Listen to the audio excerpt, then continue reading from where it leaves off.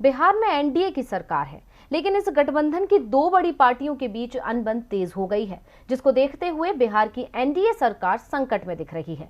इतना ही नहीं, जेडीयू और बीजेपी के बीच विवाद इतना बढ़ गया है कि अब जेडीयू ने बीजेपी को धमकी ही दे डाली है। आखिर क्यों इतना बढ़ गया विवाद और जेडीयू ने बीजेपी को क्या दी धमकी, आइए देखते हैं इस रिपोर्ट में। बिहार में पिछले कुछ समय से जेडीयू यानी जनता दल यूनाइटेड और बीजेपी यानी भारतीय जनता पार्टी के बीच टकराव चल रहा है।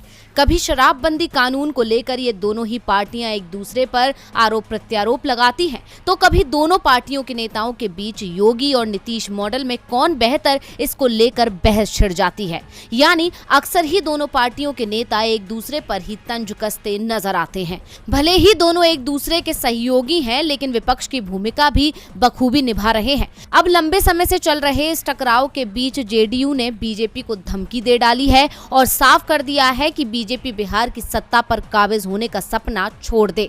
एनडीए में बिहार के सीएम नीतीश कुमार ही रहेंगे। बिहार की राजनीति में पिछले दिनों कुछ सवाल उठे थे कि क्या मुख्यमंत्री नीतीश कुमार दिल्ली की राजनीति में जाएंगे। नीतीश कुमार दिल्ली गए तो फिर कौन बनेगा अगला मुख्यमंत्री। इन सवालों के बीच बीजेपी के प्रदेश अध्यक्ष डॉक्टर संजय जायसवाल ने कहा कि नीतीश कुमार अभी मुख्यमंत्री हैं, 2025 के बाद रहेंगे या नहीं ये पता नहीं है।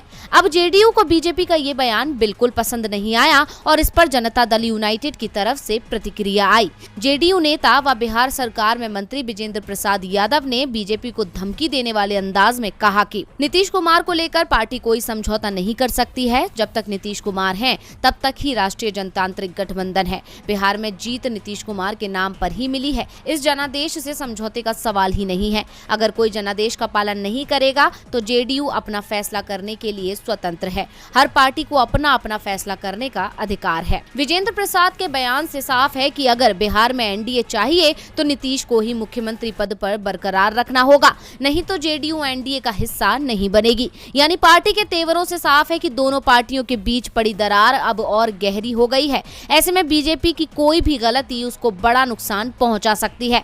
ऐसे में अब देखना होगा कि बीजेपी क्या रणनीति बनाती है।